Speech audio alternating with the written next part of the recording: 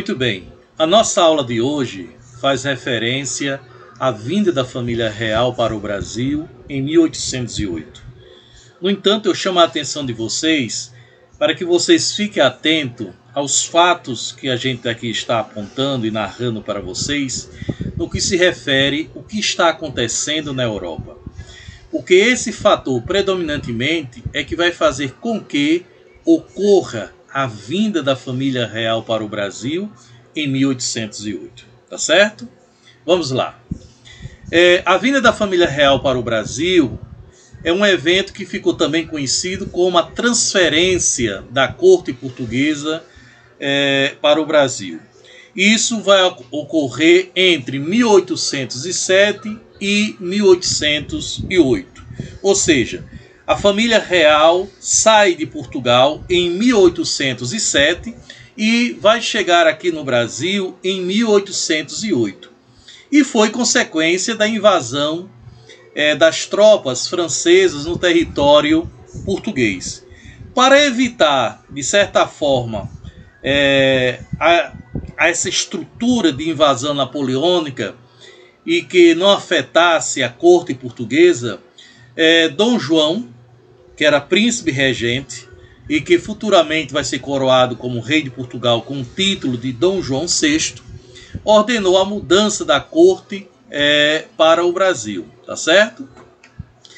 Esse acontecimento vai, lógico, transformar a colônia brasileira e principalmente o Rio de Janeiro, que vai passar a ser a capital do Reino de Portugal. E esta mudança vai fazer que ocorra grandes transformações profundas para o Brasil, tanto no aspecto econômico, como também no aspecto social e político, tá certo? Essas transformações e a própria acomodação da família real aqui no Brasil, a família Bragança, melhor dizer, né, vai, de certa forma, contribuir para que ocorra futuramente a independência do Brasil. Que aos poucos a gente vai entendendo esse processo que vai levar o Brasil a se tornar um país independente, deixar de ser colônia de Portugal, tá certo? Já analisando esse contexto histórico da vinda da família real para o Brasil, é importante percebermos que a vinda da família real para o Brasil está relacionada com a deteriorização das relações diplomáticas existentes entre a França e Portugal, que vai ocorrer no período da virada do século XVIII para o século XIX.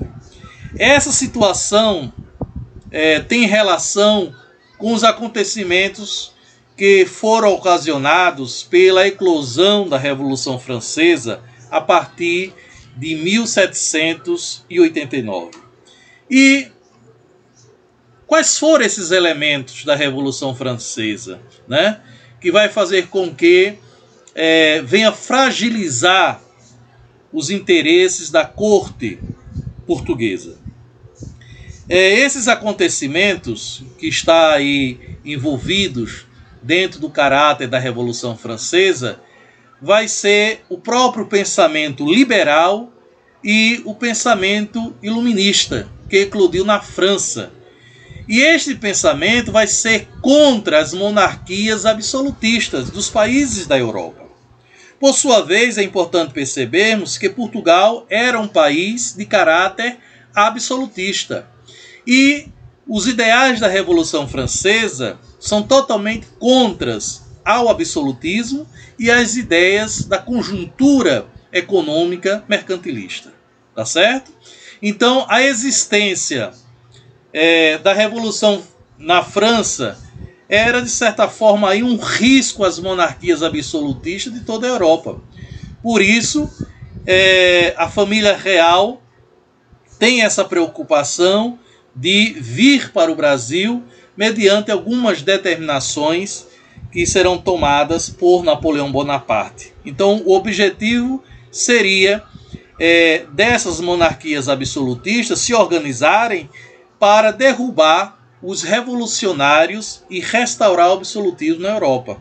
Só que há um movimento muito forte que vai incluir por todo o norte da Europa dos ideais do caráter liberal e iluminista para se, de certa forma, aí, acabar com o absolutismo na Europa e, consequentemente, o mercantilismo. Tá certo? E, mediante esse cenário, nós vamos ter aí a figura do próprio Napoleão Bonaparte, né? A Revolução Francesa, que vai se manter com a base dos seus ideais liberal e iluminista por 10 anos, em meio às lutas em defesa do país, a burguesia não consegue se estabelecer no poder, porque ela não tinha ainda uma estrutura forte para se manter no poder. E aí ela chama Napoleão Bonaparte para manter a ordem e reestruturar a política francesa. E aí o general francês Napoleão Bonaparte vai ter essa liderança de tropas francesas e, por meio de um golpe militar, o chamado golpe de 18 Brunário, ele vai assumir o poder na França, tá certo?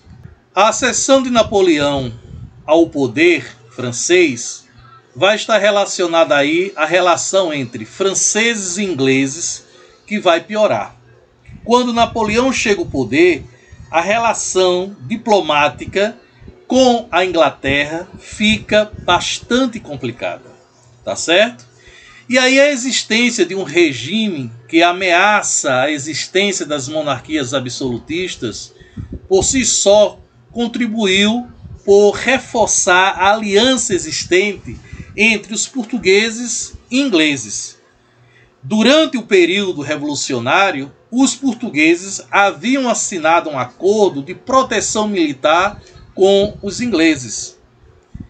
E a ascensão de Napoleão agravou esse quadro, porque o governo francês possuía planos de expansão da França pela Europa. O objetivo de Napoleão Bonaparte era expandir o poder francês, o domínio francês por toda a Europa. E o maior adversário dos franceses era exatamente o maior aliado dos portugueses. E quem era aí o maior aliado dos portugueses? Os ingleses, tá certo?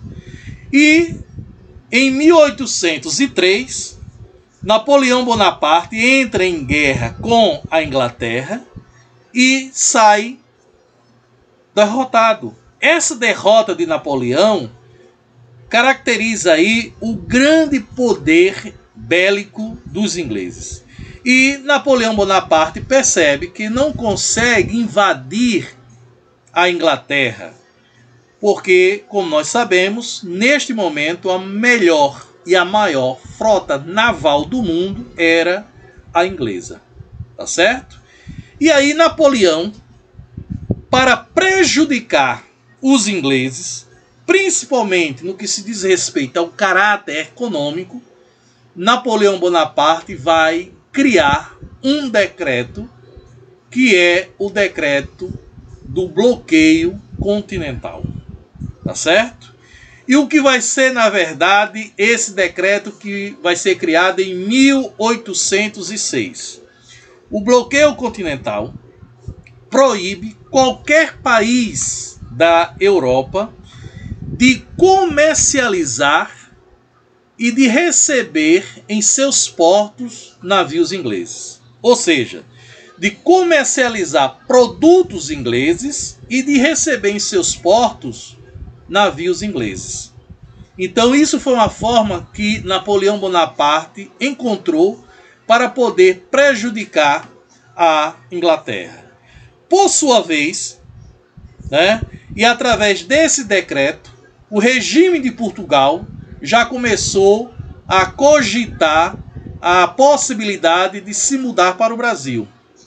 Os portugueses tinham boas relações e aliança com os ingleses há muito tempo e não estavam dispostos a abrir mão disso.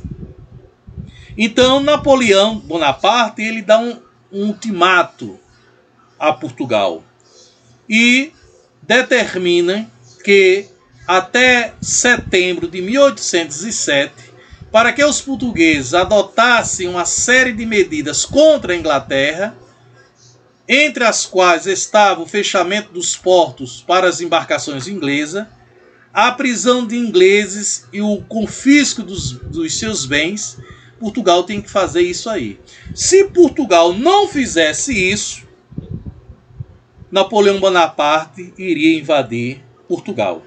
Então os portugueses tentaram contornar a situação por meio de negociatas diplomáticas, mostraram-se dispostos a aceitar e fechar seus portos, mas não queriam aprisionar cidadãos ingleses.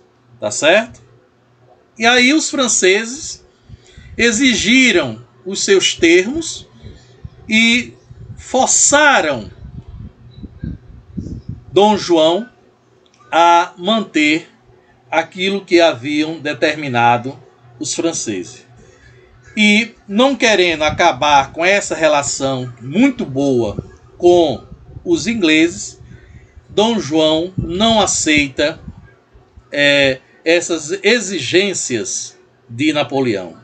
E aí, em meados de outubro de 1807, Napoleão Bonaparte vai esperar a decisão de Portugal. Portugal, consequentemente, não toma essa decisão e termina aí a invasão das tropas de Napoleão ao território português. Nesse momento, os portugueses já possuíam um certo acerto com os ingleses, que se necessário a família real precisasse ser escoltada por embarcações inglesas para fugir dos franceses, os ingleses garantiam aí a proteção de toda a família Bragança e como também a proteção dessa fuga para o Brasil, tá certo? E por sua vez vai ocorrer aí a vinda da família real para o Brasil, né? Ou o que alguns historiadores chamam de transferência da corte portuguesa para o Brasil. Então esse embarque de toda a corte portuguesa foi realizada nos dias 26, 27 e 25 também de novembro de 1807, tá certo? Pela dimensão do que estava sendo feito, naturalmente tudo foi realizado em meio à grande desorganização. O embarque ficou marcado pela correria e algumas pessoas entraram em pânico pelo temor das tropas francesas que se aproximavam de Lisboa, tá certo? E aí, Dom João, ainda como príncipe regente, não estava simplesmente embarcando os seus pertences. Ele estava embarcando toda ou todo a parte da existência daquilo que era o poder existente em Portugal, o que incluía aí as pessoas que trabalhavam nas instituições portuguesas, bem como os seus mobiliários e todos os bens de valor de Portugal. Então todos os preparativos foram realizados e no dia 27 de novembro a família real estava embarcando para o Brasil. Mais precisamente no dia 27 de novembro de 1807. Tá certo? É importante percebermos aí que o clima não permitiu que os navios zapassem no dia 28. O que aconteceu na manhã do dia 29 de novembro. Estima-se que entre 10 mil a 15 mil pessoas tenham embarcado na mudança para o Brasil. Era muita gente. Não havia aí espaço suficiente para todos, além de não haver comida e água em quantidades suficientes, sendo necessário racionar tanto a água como os alimentos para que essa população chegasse aqui ao Brasil, tá certo? E comitiva portuguesa vai chegar aqui ao Brasil no dia 22 de janeiro de 1808. Ou seja, a família real, com toda a sua comitiva portuguesa, chega aqui ao Brasil no dia 22 de janeiro de 1808, desembarcando logo em Salvador. Após permanecer alguns dias em Salvador, a família real portuguesa resolve ir para o Rio de Janeiro, embarcando no Rio de Janeiro no dia 8 de março de 1808. Ainda em Salvador, o regente tomou a primeira medida importante que marcou o período que nós chamamos na história de período joanino, a abertura dos portos do Brasil para as nações amigas. Isso foi o início de um período de transformações significativas para o Brasil. Então, se vocês se depararem com a pergunta, que pode ser relacionada da seguinte forma dentro de um texto bem contextualizado: qual foi a primeira atitude de Dom João quando chegou ao Brasil? Você já sabe, foi a abertura dos portos. E o que de fato representou para o Brasil a abertura dos portos? A abertura dos portos representa para o Brasil o fim do monopólio, o fim do pacto colonial. Agora o Brasil deixa de lado o monopólio, que dentro do monopólio, como nós já sabemos, o Brasil só podia comprar e vender a Portugal. E agora o Brasil, com a abertura dos portos, o Brasil pode agora comercializar com qualquer país. Isso vai fortalecer ainda mais a burguesia brasileira. Os brasileiros que aqui nasceram e os brasileiros que aqui estavam desenvolvendo as suas atividades econômicas. Então essa primeira atitude de Dom João, que se refere à abertura dos portos, vai mudar definitivamente a história do Brasil. E outro fator também importante: como a família real está toda aqui no Brasil, toda a corte está aqui no Brasil, Dom João eleva o Brasil à categoria de Reino Unido, de Portugal e Algarvas. Agora, o Brasil deixa de ser uma colônia e passa a ser agora um Reino Unido a Portugal e Algarvas. Ou seja, era vergonhoso para uma família real morar em uma colônia. Por isso que Dom João vai elevar o Brasil à categoria de Reino Unido de Portugal e Algarvas. Tá certo? Então, 1808, chega ao Brasil a família real. O Rio de Janeiro, como sede, tornando-se a capital agora do Brasil. Nós vamos ter grandes mudanças, porque a família real vai criar o Banco do Brasil, que existe até hoje, o Jardim Botânico, a Biblioteca Nacional, o Teatro Nacional, tudo isso para dar toda uma estrutura cultural e social à corte portuguesa. É importante também percebermos que essa quantidade de gente, entre 10 a 15 mil pessoas que se calcula que chegaram aqui ao Brasil, o Brasil não estava preparado para receber tanta gente. E boa parte desse pessoal vai ser distribuído nas principais capitanias do Brasil. Então, as melhores casas passaram a pertencer a esses nobres. Os brasileiros que aqui moravam nas melhores casas tiveram que sair das suas casas, cederem as suas casas para esses nobres portugueses. E foram colocados na parede dessas casas uma placa com as seguintes iniciais: PR, Príncipe Regente. Porque a partir de então, aquelas casas passariam a pertencer à família real para acolher os indivíduos da corte portuguesa.